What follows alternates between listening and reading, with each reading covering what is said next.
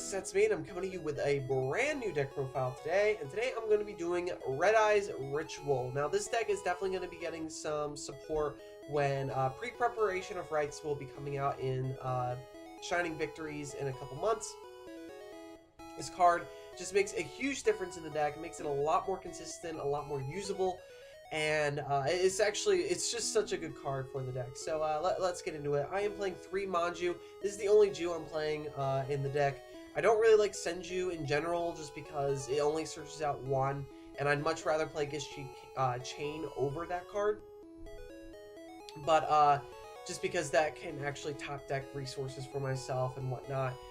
So like in general, I just like Gishchi Chain, but I'm only playing Manju in terms of ritual monster support. Moving on to the Red Eyes monsters, playing 3 Wyvern. This card is great. The fact that you can ditch this through Dragon Shrine and then get a free Black Flare Dragon at the end of your first turn is actually really good. This deck is actually built to rank 4 and rank 7 rather consistently, and it does it rather well. So it's not like super competitive, but it's definitely like it's getting there. It just needs like a little bit more of a push.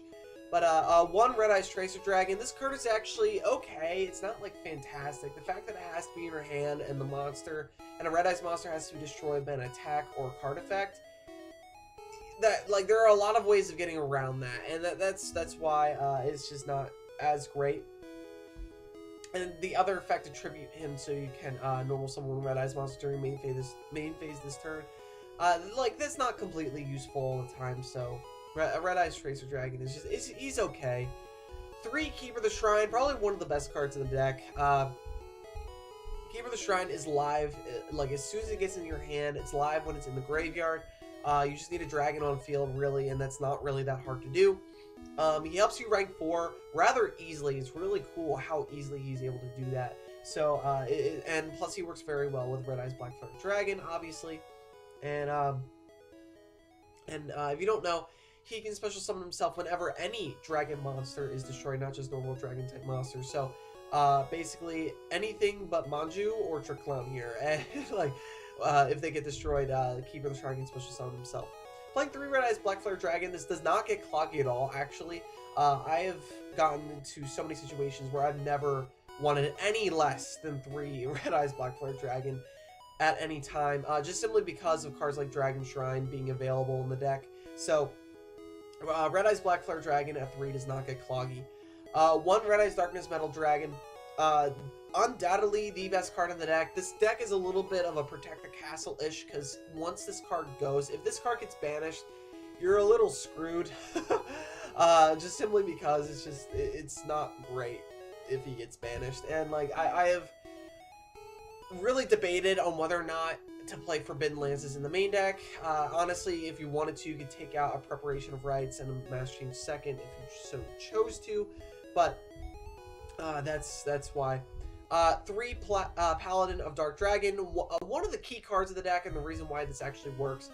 He's searchable by pre-prep, and as well as Manju, and he's just so good at getting out Red Eyes Darkness Metal Dragon. He's really good at recycling your Red Eyes monsters in general, and he can do a little bit of a loop, 1-turn loop with Red Eyes Darkness Metal Dragon and help you rank 4 even easier. So that's really cool with that.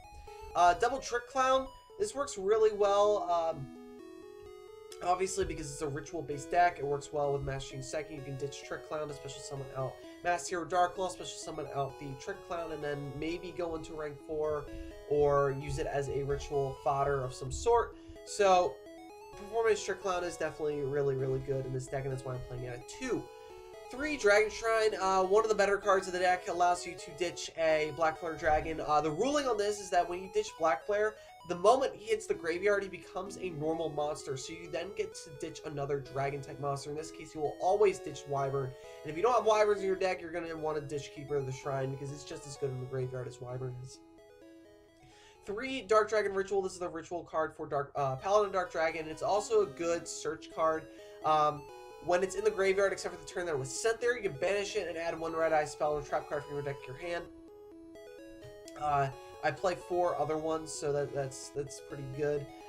3 pre-prep of rights. This card is absolutely ridiculous in this deck, and any other deck that specifies ritual monsters with their ritual spells. If you don't know what this card does, you get to add 2 cards to your hand, 1 ritual spell card from your deck, and 1 ritual monster that is listed in that ritual spell card's text, your deck or your graveyard. In this case, it will be Dark Dragon Ritual and Paladin of Dark Dragon. And then you just add them to your hand. You can only activate 1 of these to return, but really it doesn't matter because that's all you need. So pre-prep is just absolutely amazing. Double Mashing second. There are a lot of targets for this card. Most notably, you have Red Eyes Tracer Dragon. You also have Keeper of the Shrine. You also have Paladin of Dark Dragon. This card is almost always live, and I love it for that.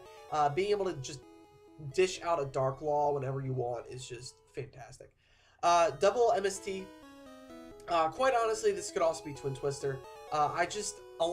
There's certain decks where I just prefer to not have the discard effect.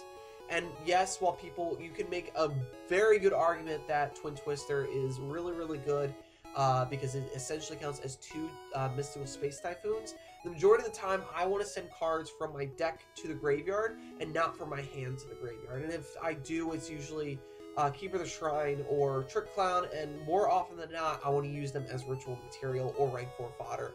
And yes, you can make the argument that Trick Clown could special summon himself from the grave, but Keeper of the Shrine has a condition, a harder condition to fulfill in order to special summon himself from the grave. So it just gets a little bit tricky with Twin Twister, and I just prefer sometimes to go a little bit simpler with MST. 1 preparation of rights. As I said before, this could probably be taken out for something a little bit better. It's another way to search out Paladin and then also add a Dark Dragon Ritual. Foolish Burial, so you can add any card you want to the graveyard. You can send Trick Clown, you can send a Dragon-type monster that is not Paladin because you can't special summon it through Red Eyes Darkness Metal's Dragon effect if you just send it straight to the graveyard first.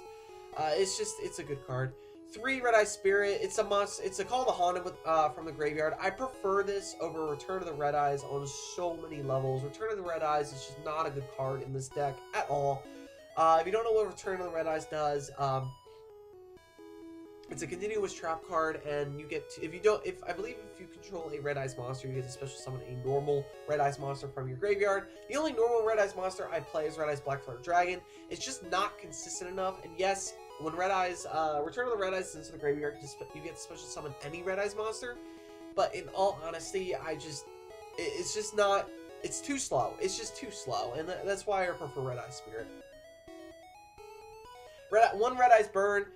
This is such a degenerate card. It's the Red Eyes version for Ring of Destruction. It can result in a tie, so why not play it if you really are desperate enough to do so? If you're about to lose, but your opponent is really low in life points, play it. Play this card because that'll save you and possibly put you in a Game 3 state. 1 Solemn Warning. This could be Solemn Strike as well. Or Bottomless Trap Hole. You can play around with the one-off trap cards, in my opinion. So, yeah. For the extra deck, Double Dark Law. You can make it, so why not? 1 Red Eyes Flare Metal Dragon. This is such a good card in the deck. 1 number 11 Big Eye. 1 Master Blades. 1 Castell. 1 Abyss Dweller. 1 Thanatos. Not 1 Thanatos. 1 Nightmare. This guy is really, really good. 1 Master Key Beetle. You play a lot of level 4 Dark Monsters, so why not play these 2? 1 Cowboy, 1 101, 1 Dark Rebellion Xyz, 1 Queen Dragon Jin to protect dragons, 1 Utopia, and because of the fact that this card will be out by the time pre-preparation of rights is out, 1 number S39 Utopia the Lightning. This card is ridiculous. It's coming out in only a couple weeks in one of the Zexo mangas as a promotion card and limited edition card. So pick this up while you can because it's actually really, really good. So yeah, thank you guys for watching this deck profile. Don't forget to like, comment, and subscribe. And as always, guys, have a nice day.